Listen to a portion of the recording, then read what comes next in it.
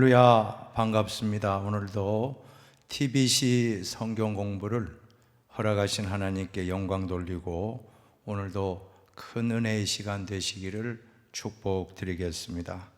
오늘은 16강입니다. 16강 심판과 구원의 하나님 사사기서를 살펴보기 원하는데 한번 따라 하십시다. 심판과 구원의 하나님. 심판과 구원의 하나님.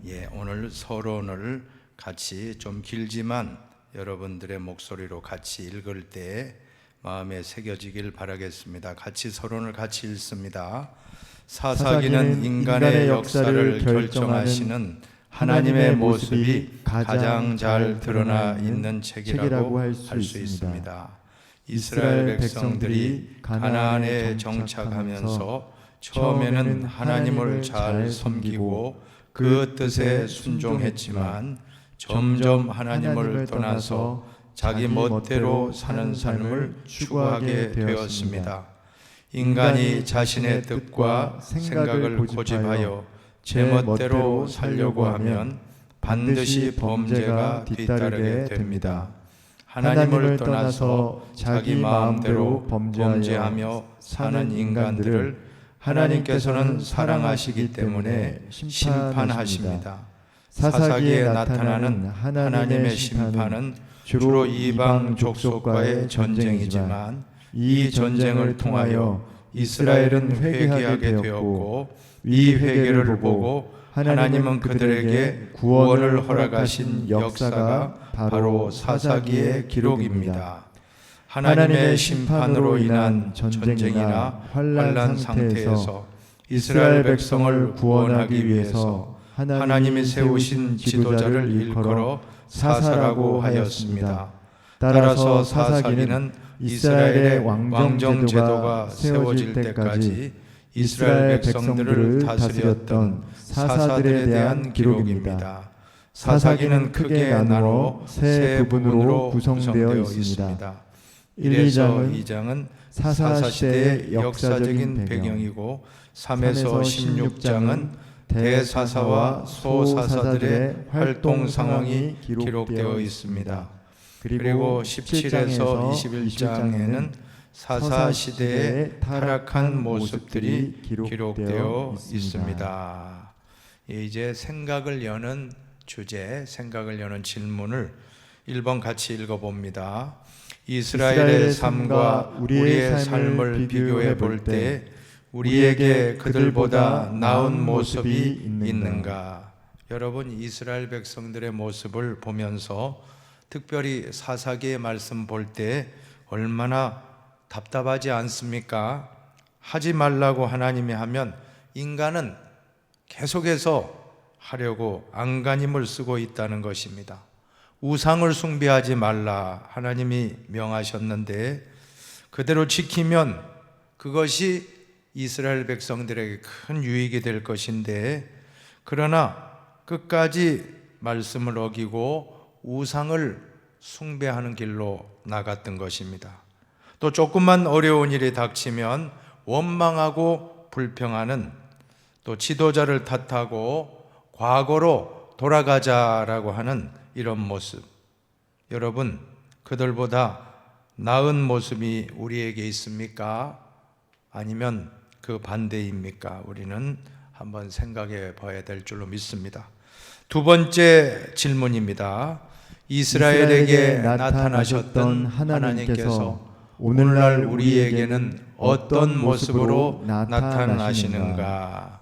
오늘 우리에게는 어떻게 나타나신지 한번 생각해 보시기 바랍니다. 세 번째도 같이 질문해 볼까요? 우리의 회개가 과연 하나님을 움직인다는 확신이 있는가? 하나님께 회개하면 하나님은 또다시 용서하시고 사사를 세워서 이방 민족으로부터 압제로부터 구원하시는, 그것이 반복되고 있는데 우리에게는 회개할 때 하나님이 이렇게 역사하심을 여러분 확신하십니까? 먼저 한번 질문하고 용어의 정의로 들어가 보시겠습니다. 용어의 정의 첫 번째, 사사입니다. 사사라는 말은 히브리어로 쇼페팀인데 판결하다, 다스리다라는 의미가 있습니다. 이들은 왕이 없던 시대에 위기를 만났을 때 하나님의 부르심을 받고 백성들을 구원했던 군사 지도자였습니다. 그리고 평상시에 평화시에는 백성들을 다스리고 송사를 재판을 처리해 주는 재판관이요 행정가라고 할 수 있을 것입니다.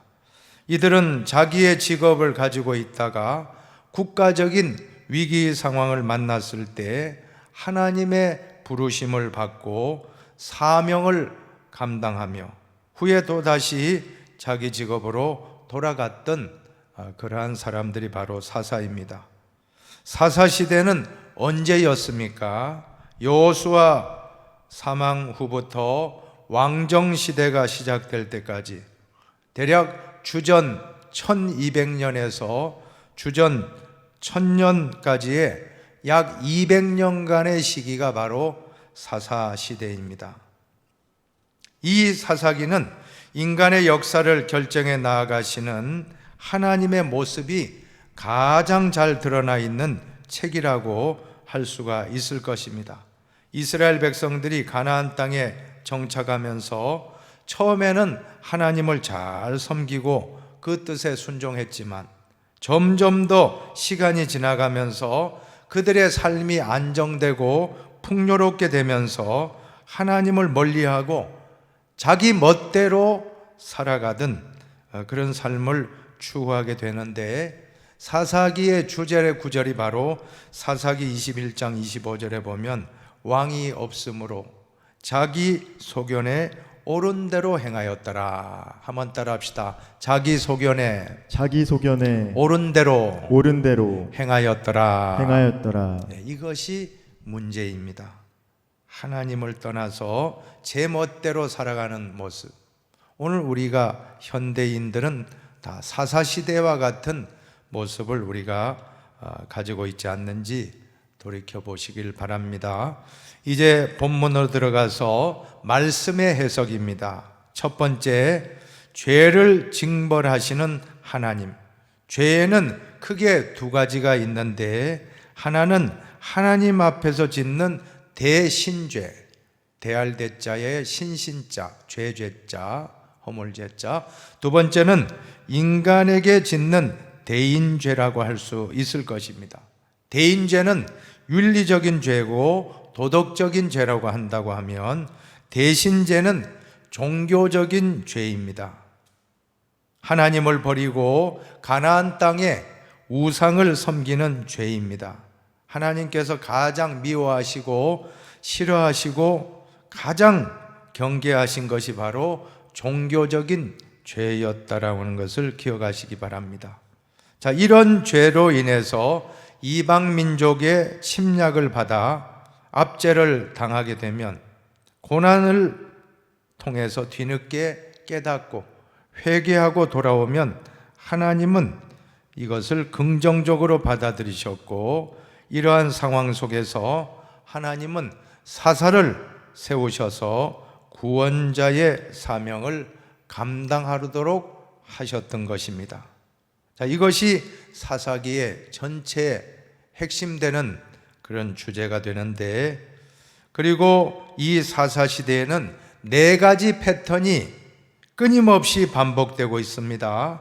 백성들이 범죄하고 하나님은 심판하시고, 이방에 압제받으면 백성들이 다시 회개하고, 그러면 하나님은 사사들을 보내서 구원하시는 범죄 한번 해보실까요? 범죄, 심판, 회개, 구원. 이 네 가지 패턴이 끊임없이 반복되고 있습니다. 그 대표적인 예가 기드온을 들을 수 있는데, 사사 기드온의 그 말씀은 사사기 6장부터 시작이 되는데, 이스라엘이 하나님 보시기에 악을 행합니다. 이런 죄 때문에 미디안 족속을 통해서 7년 동안 압제를 받고 고통을 당하게 됩니다. 그러면 이스라엘은 고통 가운데서 하나님께 부르짖고 자기들의 죄를 회개하면 하나님은 이 회개의 부르짖음을 들으시고 요아스의 아들 기드온을 사사로 세우셨던 것입니다. 기드온은 군사를 일으켜 미디안 군대들을 무찌르고 백성의 사사가 되어 40년 동안 모든 백성들을 안정적으로 다스리게 되었다. 얼마나 큰 축복입니까? 자, 그러면 끝까지 태평성대를 누리면 되는데, 그런데 기드온이 죽자 이스라엘은 또다시 하나님 은혜를 망각하고 범죄하였던 것입니다. 자, 이러한 똑같은 일들이 기드온 시대뿐 아니고 앞으로도 계속 반복되고 있는데, 역사는 반복이라고 하지 않았습니까? 똑같은 일들이 반복되는 것이 역사입니다. 여기서 중요한 것은 기억하는 것입니다. 하나님의 은혜를 망각하지 말고 기억하라. 이 역사적인 기억, 이것이 성경이 우리에게 강조하는 것입니다. 사사기에는 여러 명의 사사가 있습니다. 그 대표적인 사사가 기드온과 삼손입니다. 먼저 기드온을 살펴보기 원하는데, 기드온은 무엇을 하던 사람이었습니까? 타작마당에서 일하던 것을 보면 농사짓는 농부였다라고 할 수 있는데, 타작마당에서 부르심을 받게 되는 것입니다. 그런데 기드온이 사사로 부름받을 때 얼마나 겸손했습니까? 나의 집은 므낫세 중에 극히 약하고 나는 내 아버지 집에서 가장 작은 자니이다. 겸손한 사람을 하나님은 쓰시는 줄로 믿으시기 바랍니다. 그때 사사의 사명을 맡겨주실 때 기드온은 겸손하면서 하나님께 표징을 구했던 것입니다. 하나님이 함께하는 표징을 보여주시옵소서. 그러면서 6장에 보면 양털을 가지고 양털 뭉치에다가 이슬이 내리기도 하고 마르기도 하는 그러한 두 번에 걸쳐서 표징을 다 보여주시게 하고, 이제는 사사로 부름을 받고 기드온은 군사를 모아 이렇게 전쟁을 준비하게 되는데, 몇 명이 모였습니까? 3만 2천 명이 모여왔던 것입니다. 미디안 군인들이 13만 5천이니까 3만 2천 명이라 하더라도 4.2대 1, 4대 1의 그런 열세인데, 그런데 참 신기해요. 하나님은 이 3만 2천 명이 너무 많다고 하는 겁니다. 숫자가 너무 많다. 아니, 지금 4대 1로 부족한데, 더 모아도 부족할 판인데 많다고 하십니다. 그래서 어떻게 하십니까?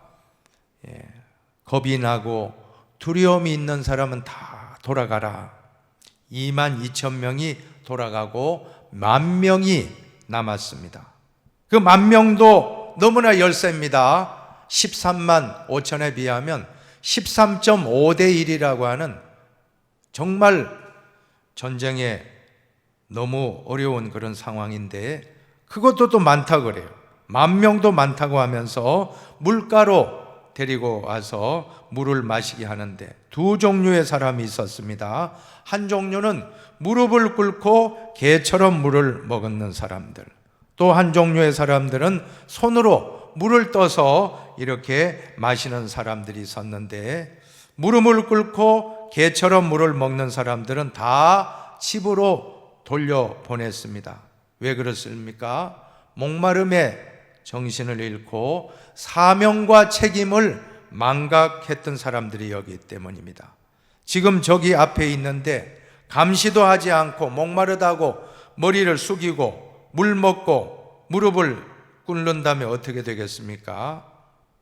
그래서 손으로 떠마시는 사람들은 먼저 사명을 생각하는 사람들이라고 하는 것입니다. 그래서 무릎을 꿇고 개처럼 물을 먹는 사람들은 오늘날로 말하면 욕심과 물질에 무릎을 꿇는 자라고 할 수 있습니다. 결국 사명을 자각하고 책임감을 가진 300명을 뽑았습니다. 정확하게 450대 1이에요. 450대 1. 왜 그랬을까? 이것은 결코 인간에 속한 전쟁이 아니라 하나님께 속한 것이라는 것입니다. 이 전쟁은 사람의 전쟁이 아니라, 이 승리는 인간에 의한 승리가 아니라 하나님이 해주셨다. 한번 따라 합시다. 하나님이 하셨습니다. 하나님이 하셨습니다. 하나님이 하십니다. 하나님이 하십니다. 하나님이 하실 것입니다. 하나님이 하실 것입니다. 만약에 한 4대 1쯤이면 우리 작전 잘 짜가지고 이겼다. 10대 1이면 아니에요. 450대 1이 되니까 이거는 인간의 힘이 아닙니다.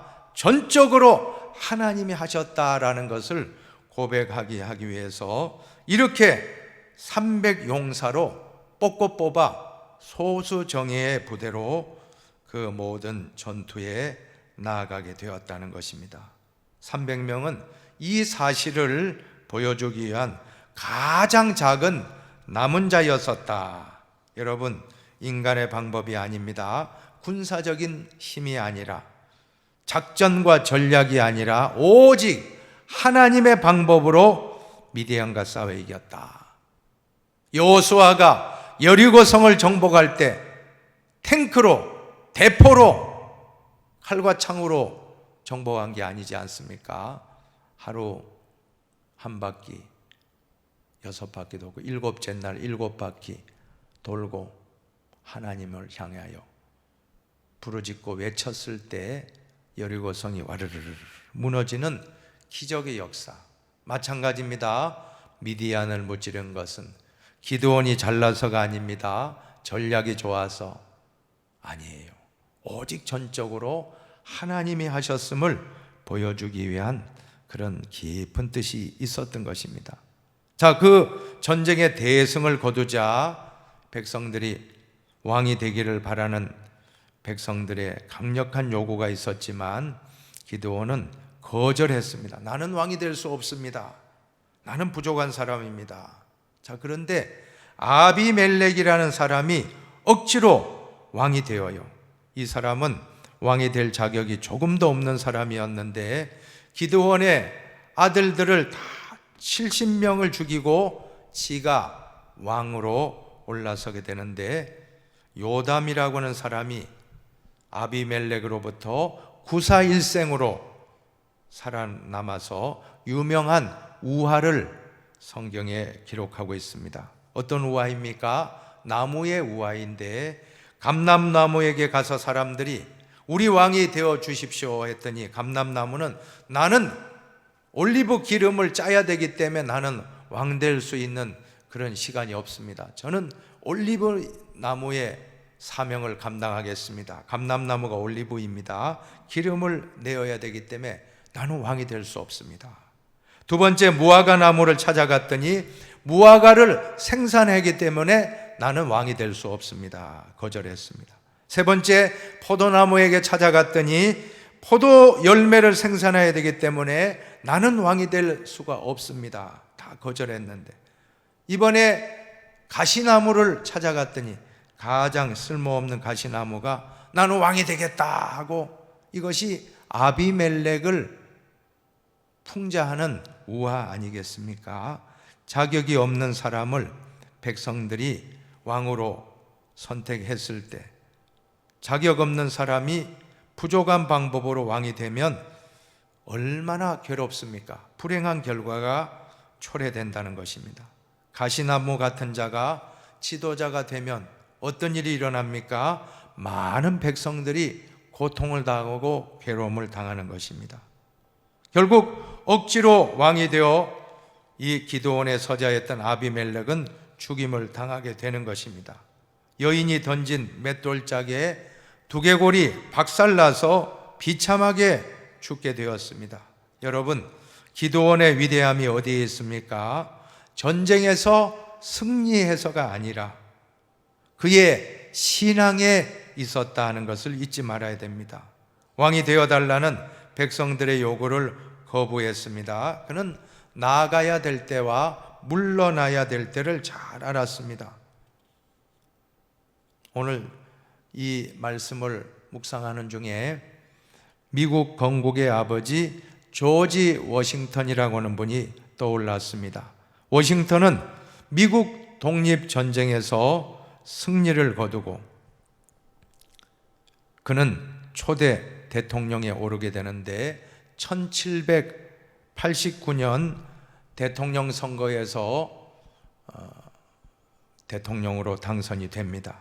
그리고 두 번째도 대통령이 되어서 2대 대통령직까지 수행을 했는데, 그리고 났더니 백성들이 너무 좋으니까 조지 워싱턴에게 3대째도 한 번 더 해달라고 요청했지만 워싱턴은 사양했다라고 하는 것입니다. 그리고 자기의 고향 땅 버지니아주에 있는 마운트 버넌이라고 하는 곳에 돌아가서 이제 그는 민주주의의 전통을 세우기 위해서 내가 물러나야만이 이 미국은 아름다운 민주주의 국가가 세워질 수 있다라고 하면서 자신은 2번만 하고 3번 하지는 않았던 것입니다.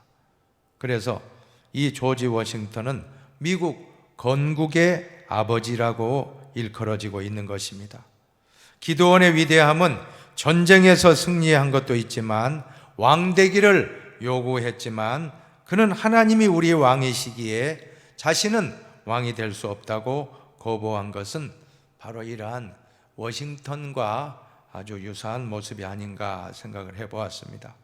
또 하나의 사사 삼손이 나오는데, 삼손은 어떤 사람입니까? 나시린이었습니다. 나시린은 누구입니까? 하나님께 전적으로 헌신한 사람으로서 나시린은 3가지를 금지해야 되었습니다.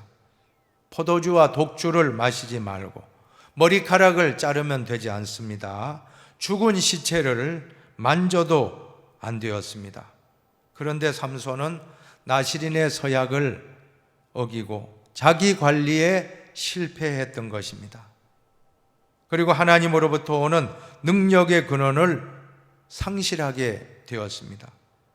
그 머리카락으로부터 힘이 나오는데 그 비밀을 들릴라라고 하는 여인에게 알려주고 순간적인 쾌락을 추구하다가 술 좋아하고 여자 좋아하고 자기 관리에 실패하여 그는 비참한 결과가 발생되었는데, 그 결과 2 눈알이 뽑힙니다. 희망이 상실된 것입니다. 또 감옥에 갇혔습니다. 자유를 잃어버린 것입니다. 연자맷돌을 돌렸습니다. 무의미한 삶의 반복이라는 것입니다. 오늘 삼손의 모습은 현대인이 죄의 노예가 된 인간의 모습, 현대인의 모습을 상징한다라고 할 것입니다. 눈알이 뽑히고 영안이 어둡고 갇혀서 진정한 자유를 누리지 못하고 죄의 노예가 되어 똑같은 일을 반복하여 연자맷돌을 돌리는 그러한 모습은 얼마나 비참하고 무의미한 삶이겠습니까? 이제 삼손이 회복되는 것은 2가지입니다. 삼손은 하나님께 회개하였습니다. 자기의 잘못을 뉘우치고 돌이키고 돌아오는 것이 회개입니다. 여러분 하나님께로 돌아오시기 바랍니다. 그리고 부르짖어 기도했습니다. 마지막 한 번만 기회를 주시옵소서. 저에게 한 번만 기회를 주신다라고 하면 하나님 나를 도구로 사용해 주시옵소서. 기둥에 다곤 신전에서 삼손을 놀리고 여호와 하나님을 조롱하던 그 우상 숭배자들 앞에서 마지막 힘을 달라고, 여러분 삼손과 들릴라는 영화 보셨죠? 삼손과 들릴라. 딱 마지막에 그죠? 그 모든 사람 조롱하는데 하나님 나에게 마지막 힘을 주시옵소서 하고 그 쇠사슬에 연결된 기둥을 무너뜨리면서 그런 말이 있지 않습니까? 삼손이 죽을 때 죽인 자가 블레셋 사람이 살았을 때 죽인 자보다 더 많았더라는 역사 기록으로 마치고 있지 않습니까? 얼마나 참 삼손의 마지막, 그는 회개하고 마지막 쓰임을 받고 하나님 품에 안겼던 것입니다. 오늘 우리도 하나님께로 회개하고 돌아오면 언제나 이 사사시대의 하나님 모습은 회개하고 돌아오는 사람은 누구라도 받아주고 용서하여 구원해 주신다는 것을 너무나도 잘 보여주고 있습니다. 탕자가 회개하고 아버지 집에 돌아왔을 때 그가 아버지의 품에 안겨 신발 신고 옷 입혀주시고 그리고 또 잔치 베풀어 그렇게 참 기뻐했던 아버지의 모습은 바로 하나님의 아버지 된 모습이라는 걸 우리가 깨닫고 언제나 우리는 돌아오면 될 줄로 믿습니다. 그래서 선지자들의 메시지의 핵심은 돌아오라. 한번 따라합시다. 돌아오라. 돌아오라. 돌아오라. 돌아오라. 하나님께로 돌아오면 하나님은 언제나 동일하게 우리를 건져주시고 구원해 주신다는 것을 삼손을 통해서 우리는 분명히 깨닫게 되는 것입니다. 이제 신학적인 의미를 살펴보기 원하는데 먼저 첫 번째로 같이 읽어보실까요? 이스라엘의 12지파 동맹은 왜 붕괴되었나? 신학적인 의미는 두 가지가 있다고 보는데 첫째, 이스라엘의 12지파 동맹이 왜 붕괴됐습니까? 그것은 바로 두 가지 이유가 있다고 보는데 가장 큰 이유는 외세의 침략에 대응할 수 있는 능력과 지도력이 이스라엘에게 없었다는 것과 또 다음 한 가지는 한 지파가 침략을 당해도 다른 부족들이 도와주지 않는 이기주의 때문이었다라고 하는 것입니다. 외세의 침략에 대응할 수 있는 능력과 지도력이 없었습니다. 하나님의 방법은 사람인데 사사가 세워지고 나서야 이제 그 위기를 돌파하게 되지 않습니까? 그러한 능력 있는 지도자가 나타나지 못했기 때문에 그런 어려움이 왔다. 또 하나는 이기주의입니다. 한 지파가 침략을 당하면 다른 지파들이 도와줘야 되는데 이기주의로 말미암아 나는 모르겠다. 성경은 그 원인을 전쟁을 알지 못하는 세대라. 사사기 3장에 보면 전쟁을 알지 못하는 세대라는 표현이 나오는데 이것이 바로 부족 이기주의의 모습이 바로 그것이라는 것입니다. 자기 부족만 살면 된다는 것입니다. 전쟁을 알지 못하는 세대가 왜 문제입니까? 역사적 기억을 상실했다는 것입니다. Historical remembrance. 우리가 신명기 할 때도 누누이 반복되어 나오지 않았습니까? 기억하라, 기억하라. 역사의 교훈을 기억하라. 이 호국 보훈의 달, 6월달은 특별한 달 아닙니까? 호국 보훈의 달. 우리는 역사의 모든 현장을 기억해야 될 줄로 믿습니다. 기억하지 않고 망각하는 민족은 희망이 없습니다. 6.25 전쟁을 우리는 기억해야 됩니다. 그래야지 유비무환을 통해서 다시는 이 땅에 전쟁이 일어나지 않게 되는 것입니다. 방심하고 대비하고 있지 않다가 전쟁이 나자 불과 한 달 만에 낙동강 이하로 다 모든 국민들이 고통당하고 그나마 하나님의 도우심을 유엔군이 참전하고 우리 자유진영이 이만큼 지금 번영하게 된 것은 하나님의 기적과 같은 역사였다라고 저는 믿습니다. 6.25 전쟁의 교훈을 잊어버리면 안 될 줄로 믿습니다. 전쟁을 체험한 세대와 전쟁을 체험하지 않은 세대는 너무나 다른 것입니다.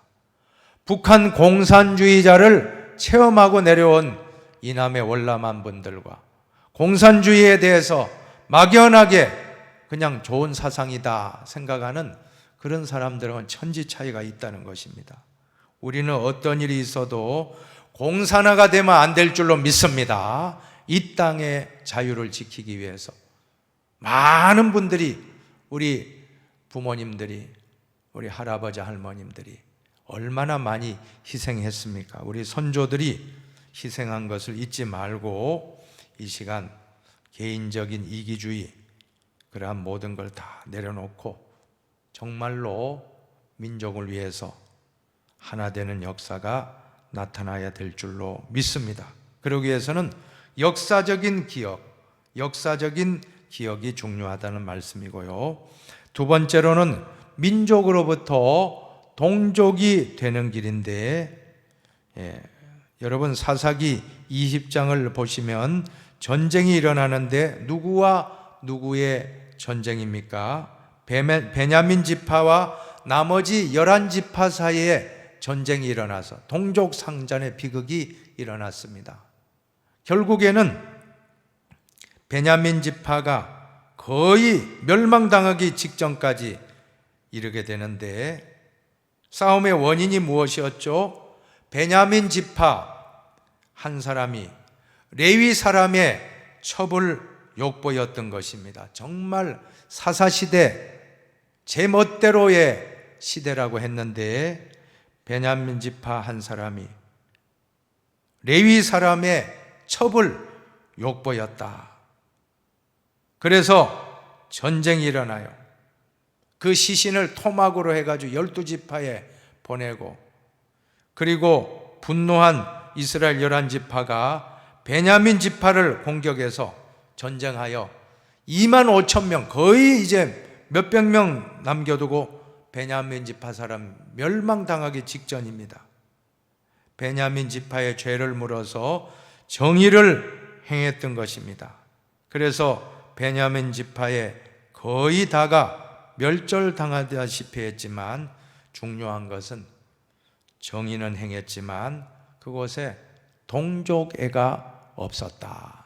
한번 따라합시다. 정의는 있었지만 사랑이 없었다.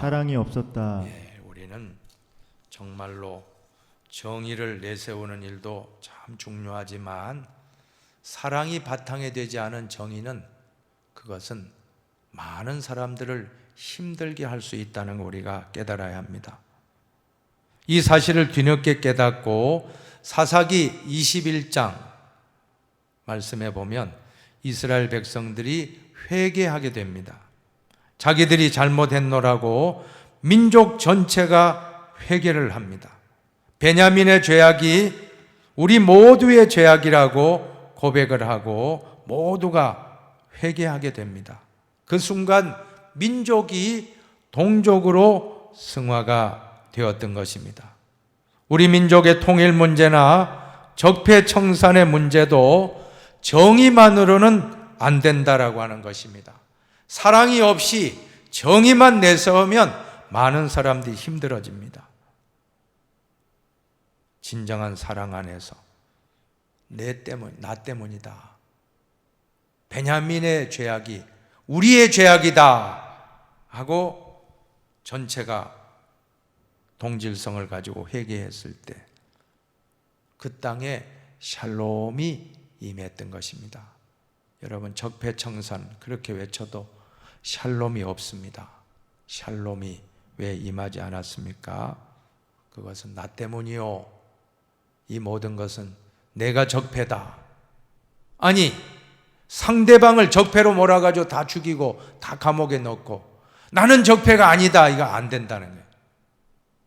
내가 저 사람보다 더 적폐입니다 하고 사랑하는 마음으로 나 자신을 쳐서 개혁시키고 나 자신을 쳐서 복종시키는 것이 진정한 개혁이고, 그럴 때 모든 공동체가 하나 되어져서 그 나라는 큰 부흥을 이루게 되는데, 안타깝게도 베냐민과 11지파가 갈라지고 말았다는 것입니다. 그것은 베냐민의 죄만 보았지 베냐민의 모습이 나의 모습이다 하는 것을 보지 못했기 때문에, 여러분 한자로 개혁이라고 할 때 고칠 개자 잘 보셔야 돼요. 고칠 개자는 자기 몸기는 나입니다. 몸기자, 나 기자에다가 칠복자예요. 이 칠복자는 전설을 보면 막대기를 든 손입니다. 막대기를 든 손이에요. 기자는 뭡니까? 몸기자, 내 몸을 막대기로 나를 친다는 거지, 개혁이 다른 상대방 반대 팔을 쳐서 죽이는 게 개혁이 아니라는 겁니다. 성경이 말씀하는 개혁도 마찬가지입니다.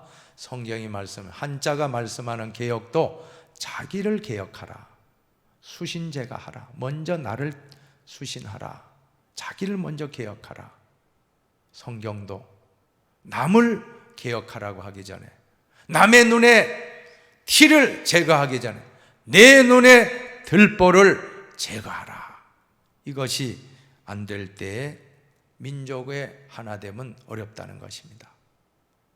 정말 우리가 이러한 역사적인 교훈을 보면서 우리는 나 때문이다 하는 생각을 가지고 진정한 나를 쳐서 개혁할 때 통일도 이루어질 것이고, 적폐청산 문제점들도 다 사라지고 우리나라가 세계 인류 국가가 곧 되게 될 줄로 저는 믿습니다. 이제 마지막으로 성찰과 나눔을 같이 읽고 마치겠습니다. 첫 번째 같이 읽습니다. 오늘날 우리들의 삶도 하나님 앞이나 사람 앞에 내어놓고 자랑할 것이 없음을 고백하는 것이 솔직한 신앙인의 모습일 것이다. 여러분, 우리는 솔직해야 됩니다. 우리 자신을 봐야지. 너무 교만하지 마십시오. 우리는 너무나도 참 기드온이 얼마나 겸손합니까? 나는 부족하고 가장 작은 자입니다. 그런 마음으로 첫째도 겸손, 둘째도 겸손, 셋째도 겸손. 성경 공부를 하면서 우리는 기드온에게 겸손을 배워야 됩니다. 우리도 언제나 겸손합시다. 하나님 앞에서나 사람 앞에서나 한 사람도 교만한 분은 없는 줄로 저는 믿습니다. 모두가 겸손하게 끝까지 겸손하십시다. 두 번째도 같이 읽습니다. 이해가 가지 않는 반복되는 이스라엘의 불순종이 우리들의 모습임을 깨우치게 된다. 여러분, 이스라엘 백성들을 보면서 우리는 비판하기 바빴죠. 그러나 가만히 보니까 성경에 나오는 이스라엘의 모습이 바로 나의 모습이다. 성경 보는 관점을 여러분 분명히 다시 하시기 바랍니다. 성경 보면서 정말로 예수님을 3번 부인했던 베드로가 나의 모습이다. 정말로 하나님 앞에서 원망 불평하는 광야의 이스라엘 백성이 나의 모습이다. 오늘 이 사사시대의 모습이 나의 모습이다. 하나님과 관계없이 내 멋대로 내 소견대로 하는 것이 나다라고 깨달을 때 그때 은혜가 임하는 거예요. 절대로 우리는 교만하지 맙시다. 이 성경을 보시면서 이스라엘의 반복되는 불순종이 나의 모습이다. 한번 따라합시다. 나의 모습입니다. 나의 모습입니다. 나의 모습입니다. 나의 모습입니다. 그럴 때 우리는 다시 한번 회개하게 되고 우리는 말씀으로 돌아가서 새롭게 거듭나게 될 줄로 믿습니다. 이제 세 번째도 같이 읽습니다. 우리 역시 이스라엘처럼 뉘우치고 회개하면 하나님께서 구원의 손길을 펴신다는 사실이다. 여러분, 이런 말이 있지 않습니까? 우리가 죄 짓지 않는 것이 중요한 것이 아니라 회개하고 돌이키는 것이 더 중요하다는 것입니다. 우리는 회개하고 돌이키고 있느냐? 완벽한 사람 없습니다. 저도 범죄할 때가 있습니다. 여러분들도 아마 있을 거예요. 그런데 어쨌든 회개하고 돌이킵시다. 회개하고 돌아가면 하나님은 언제나 우리를 품어주시고 우리를 용서하여 그것을 긍정적으로 보신다고 했어요.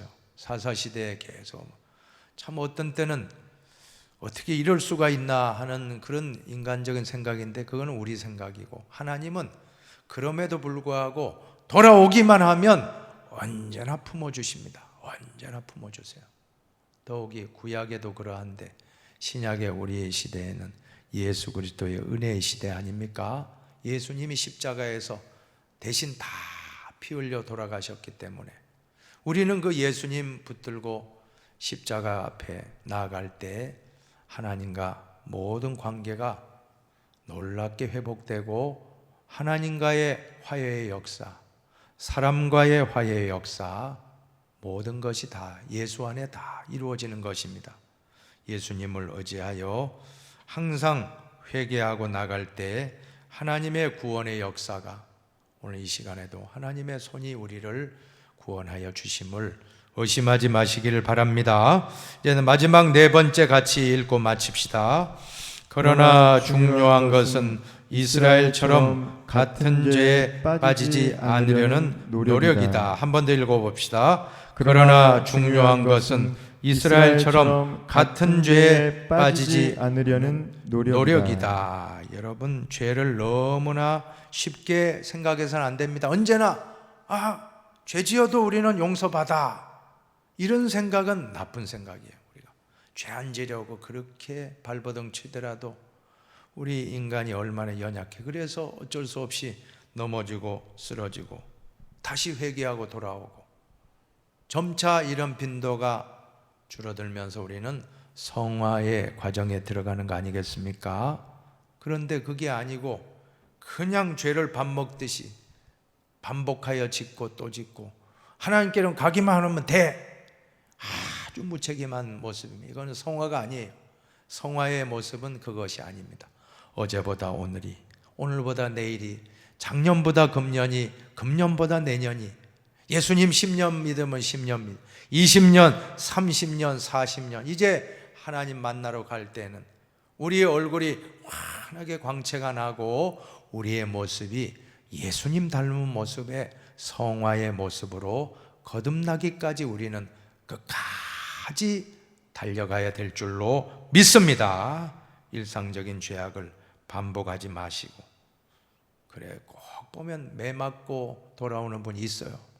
제가 이렇게 목회를 하다 보면 정말 신실하게, 매 맞을 필요가 없어요. 너무너무 신실하게 신앙생활을 하면 매 맞을 일이 뭐가 있겠습니까? 그런데 엉뚱하게 세상으로 나가 물질 따라가고 세상적인 거 따라갔다가 꽝 하고 하나님이 매를 들면, 왜 심판하신다 그랬잖아요. 사랑하기 때문에 심판하시거든요. 택한 백성이기 때문에 심판하시는데, 그제서야 깨닫고 천부의 어지 없어 손들고 옵니다. 너무너무 많은 경우 많이 봅니다. 그러나 진정한 지혜자는 매 맞기 전에 평상시에 하나님과 동행하면 얼마나 좋습니까? 우리는 언제나 지혜로운 크리스찬이 되어져서 반복되는 죄의 그런 유혹을 이기고 언제나 하나님의 말씀을 따라서 한 걸음 한 걸음 끝까지 달려서 예수님 닮은 우리의 모습이 된다고 하면 얼마나 하나님이 기뻐하시겠습니까? 하나님은 그런 분들을 사용하여 더 많은 일을 하시기를 원하시는 것입니다. 저와 여러분은 후자가 되길 바랍니다. 매 맞고 늘 천보의 어지 없어서 늘 돌아오는 그게 아니고, 우리는 언제나 주님과 동행하여 많은 사람들을 선한 영향력으로 끌어주고 밀어주고, 나만 구원하는 것이 아니라 가족을 다 구원하고, 나만 복 받는 게 아니라 우리 교회 전체가 복을 받고, 나만 복 받는 게 아니라 우리 모든 지역이 복을 받고 하는 이런 일에 우리는 남은 생에 쓰임 받아야 될 줄로 믿습니다. 제가 하프타임이라고 하는 밥 버포드라고 하는 분이 쓰신 책을 좀 읽다 보니까 그 핵심이, 인생 전반전은 성공을 위한 삶이라고 하면 인생 후반전은 의미 있는 삶이다. 한번 우리 해볼까요? 의미 있는 삶을 살아갑시다. 의미 있는 삶을 살아갑시다. 그냥 성공하려고 막 달려왔는데 사실은 그 무의미하거든요. 성공하면 허망해요. 어디 목표를 두고 다 성취하고 나면 이제 그게 내려갈 일만 남았잖아요. 얼마나 허망합니까? 그거 위에 살았다면 허망해요. 이제 인생의 후반전은 어떻게 사시기 원합니까? 의미 있는 삶을 살아가시기를 축원합니다. 진정 그런 삶이 바로 오늘 하나님과 동행하는 삶이요, 죄악에 빠지지 않고 언제나 하나님을 기쁘시게 하는 일에 쓰임받는 인생임을 믿으시기를 축원드리겠습니다.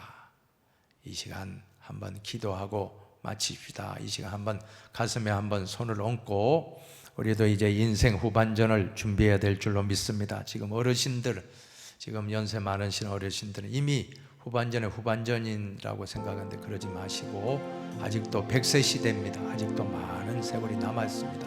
이제는 성공하는 인생이 아니라 의미 있는 삶을 찾아갑시다.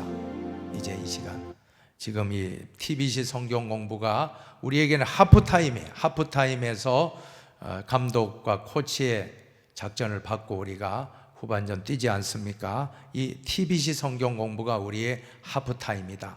이제 이 공부를 하고 남은 인생은 정말로 의미 있고 보람 있는 삶을 살자. 성공하는 삶을 추구하기보다는 보람 있는 삶을 살 수 있도록 우리 같이 가슴에 손을 얹고 오늘 주신 말씀 붙잡고 뜨겁게 기도하시도록 하겠습니다. 기도합니다. 하나님 아버지 감사합니다. 오늘 우리에게 사사기 말씀을 가르쳐 주심을 감사합니다.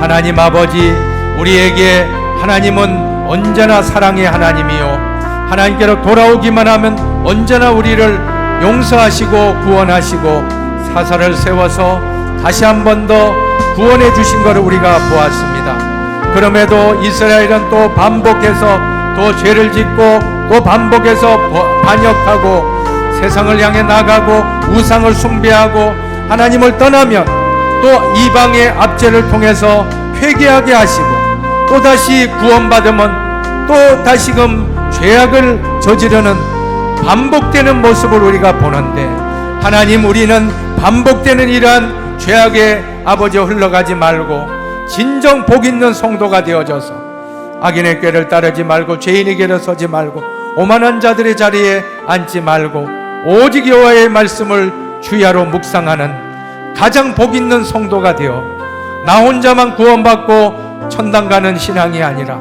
나로 말미암아 모든 사람들이 복을 받게 하는 진정 의미 있는 삶, 보람 있는 삶을 살아갈 수 있도록 이 TBC 공부를 통해서 우리의 인생 후반전을 준비하게 하여 주시옵고 말씀 위에 굳게 서는 흰돌교회가 되게 하여 주시옵소서. 아버지여, 이 모든 성경 말씀이 우리에게는 가장 복된 길이요 내 발의 등이요 내 길의 비침을 깨달았사오니 하나님, 우리에게 큰 능력을 부어주시고 정말로 의미 있는 삶을 살아가게 하여 주시옵소서. 감사하며 축복하며 예수님의 이름으로 기도하옵나이다. 아멘. 여러분, 이제 어느덧 다음 주는 1학기 종강을 하게 되는데 17강 참 부지런히 달려왔습니다. 17강까지 이제 하면 이제 7, 8월 쉬고 9월 달에 다시 2학기 18강부터 열심히 또 달려가길 원합니다. 17강 본문 룻기서 짧습니다. 1장부터 4장까지 꼭 읽어오시고 또 교재 17강 현숙한 여인 룻, 너무나도 참 좋은 말씀입니다. 이 17강을 꼭 교재 내용도 읽어오시면 여러분들에게 유익하리라고 믿습니다. 오늘도 오후 시간 승리하시기 바라고 하나님 말씀 위에 굳게 서는 선한 영향력을 끼치는 흰돌교회 성도님들이 다 되시기를 진심으로 축복하며 마치겠습니다. 우리 박수로 영광 돌리고 마치겠습니다.